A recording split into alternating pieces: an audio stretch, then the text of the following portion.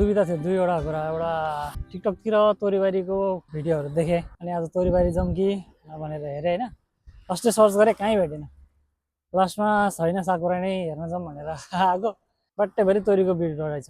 यहाँ पनि छ यो तल पुरै। एन्ड लुक एट गाइस, यो खोला नजिक हो होइन।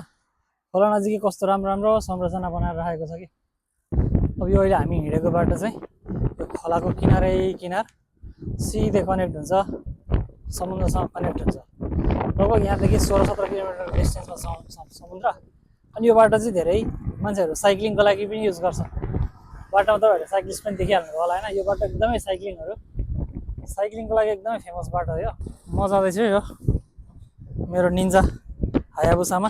बाटोमा जाँदा जाँदै फेरि तोरीबारी भेट्यो अनि नजिकै आएर हेर्दा त पुरै एकदम नेपालको जस्तै याद आइरहेको छ क्या मलाई। अनि हामी आएदेखि चाहिँ फेरि 2-3 जना कपालहरू फोटो पनि खिचाउन लागिरहेछ।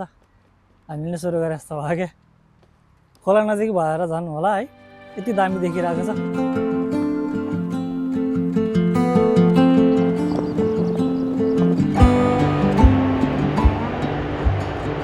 सो अब गर्मी सुरु भइसक्यो, त्यही भएर हामी चाहिँ लगभग यो दहीको आइटमहरू र जुसहरू लिएर जाउँ भनेर कन्भिनियन्स स्टोरमा छिर्यो।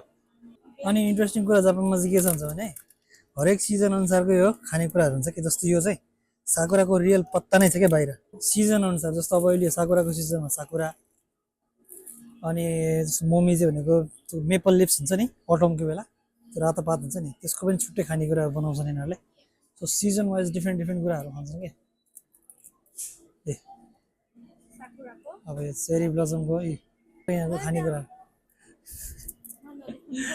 स्टारबक्सको पनि के छ यहाँ, यो चाहिँ यहाँ के दिन्छ, यो के हो डोटर। यसमा पनि हेर्यो यिनीहरूले हरेक कम्पनीले आफ्नो प्रडक्टहरू चाहिँ साकुरा, अब यो साकुराको सिजन छ, साकुराको बेसमा प्रडक्ट निकालेर हुन्छ। Sakura cream bread, everything is converted into sakura और sakura is converted into everything क्या। आइडी फेरि ID थिच्छ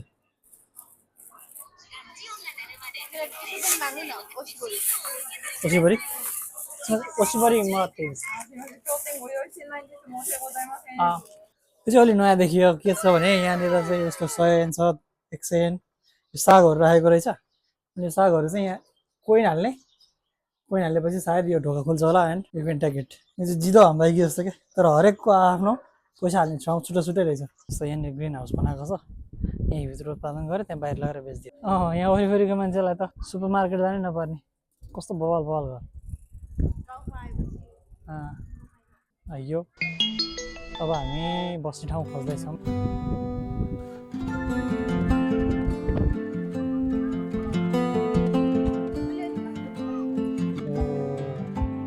Look at this.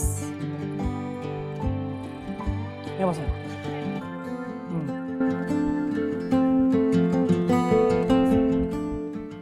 Why the guys? Wait.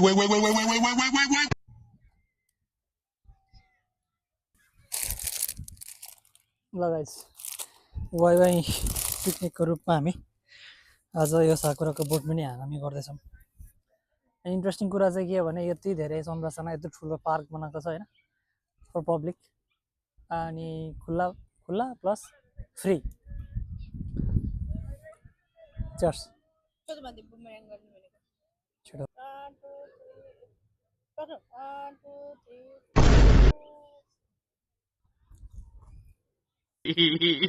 म हरेक वर्ष चाहिँ साकुराको भिडियो चाहिँ जहिले पनि यसरी हामी गर्ने साकुराको भिडियो चाहिँ हरेक वर्ष हालिरहेको हुन्छ, अरू कुरा नगरे भने। एन्ड म के भने बेसी फुल फुल्ने समय जहिले पनि ठ्याक्कै अहिले लालीगुराँस फुल्ने समयमै यहाँ पनि यो साकुरा फुल्छ। अनि लालीगुराँस भनेको चाहिँ त्यस्तो झरिहाल्ने कुरा होइन, यो चाहिँ साकुरा चाहिँ हावा आउने बित्तिकै झर्छ क्या। अब यो हेर्दा फुलहरू चाहिँ होइन एकदमै सेतो क्लियर राम्रो रमाइलो देखिन्छ नि, तर यसको सुगन्धै हुँदैन, त्यो बास्नै हुँदैन यसको। अनि अर्को इन्ट्रेस्टिङ कुरा के छ भने जब यो फुल फुल्छ त्यति बेला यसको सब पात झरिसकेको हुन्छ। जब पात झरिसक्छ अनि यो फुल फुल्ने स्टार्ट हुन्छ। हेर्दाखेरि राम्रो देखिन्छ, सब जापान होल जापानमा छ होइन, तर सुगन्ध चाहिँ छैन कि। जस्तो हाम्रो यही यस्तै सेतो फुल नेपालमा जस्तो पारिजात हुन्छ नि पारिजात त कति मगमग बसाउँछ नि, बट यो साकुरा चाहिँ जस्ट फोटो र हेर्नमा चाहिँ एकदमै बवाल, सुगन्ध नो सुगन्ध। यो दही, यो अर्को दही, यो साकुरा फ्लेभर भयो के हो यो बन, माचा अरे माचा भाइ खारा आ गया। पार्कमा आइसकेपछि जहाँसुकै बसेर खाए पनि कसैले केही गर्दैन, खालि शर्त चाहिँ के हो भने आफूले खाइसकेपछि यो सबै फोहोरहरू गोमी एकैचोटि एउटा प्लास्टिकमा राखेर डस्टबिन छ भने डस्टबिनमा हाल्ने, होइन भने घर लिएर जाने गर्ने चलन छ। त्यही भएर त सफा भएको नि, नत्र यहाँ सफा गरिदिने को हुन्छ? कहिले काहीँ हुन्छ होला मान्छे, नत्र त सफा गर्ने हुँदैन, सबै आफैले सफा गर्ने हो। दार्जिलिङ वा जापान अथवा कुनै पनि ब्युटिफुल कन्ट्रीहरू त्यसै ब्युटिफुल हुँदैन। बच्चामा त आफूलाई पनि मतलब हुन्थेन नि त, जहाँको परिवेश त्यस्तै त्यहाँको चलन गरिन्छ। तर बिस्तारै धेरै मान्छेमा चेतना त धेरै भइसक्यो अहिले, सोसियल मिडियाले होस्, सेल्फ अवेरनेस चाहिँ बढिरहेछ, सिभिक सेन्स बढ्दैछ जस्तो लाग्छ मलाई चाहिँ। ओके, यो चाहिँ अघि साकुराको भनेर देखाएको थिएँ नि बन, के अरे पाउरोटी, त्यो ट्राई गर्छु। ए क्रिम चाहिँ साकुराको रहेछ।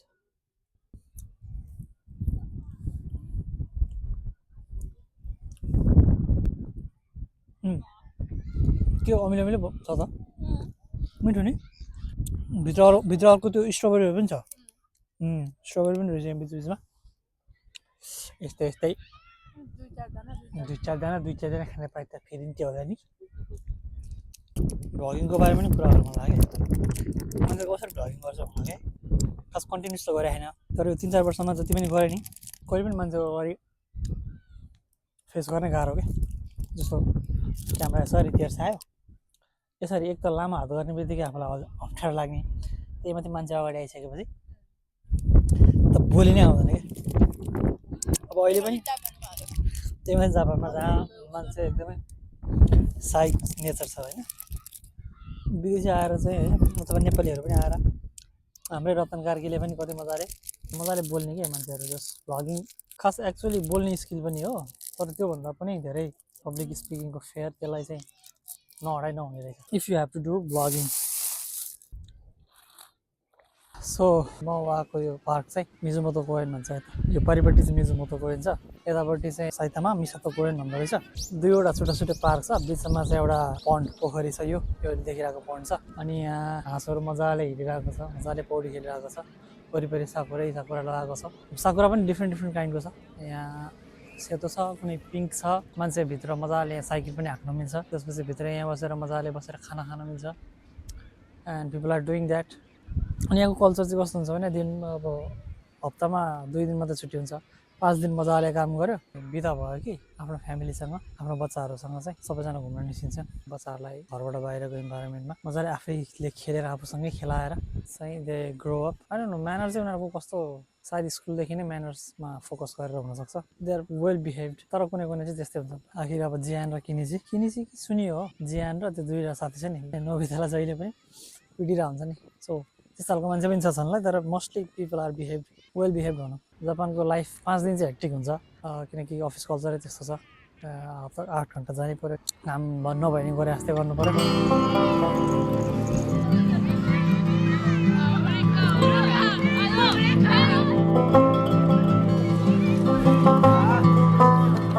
So guys, this was the video. अनि अब साँझ पनि पर्न लाग्यो, केही घन्टा, अब आधी घन्टाभित्रमा सनसेट पनि भइसक्छ।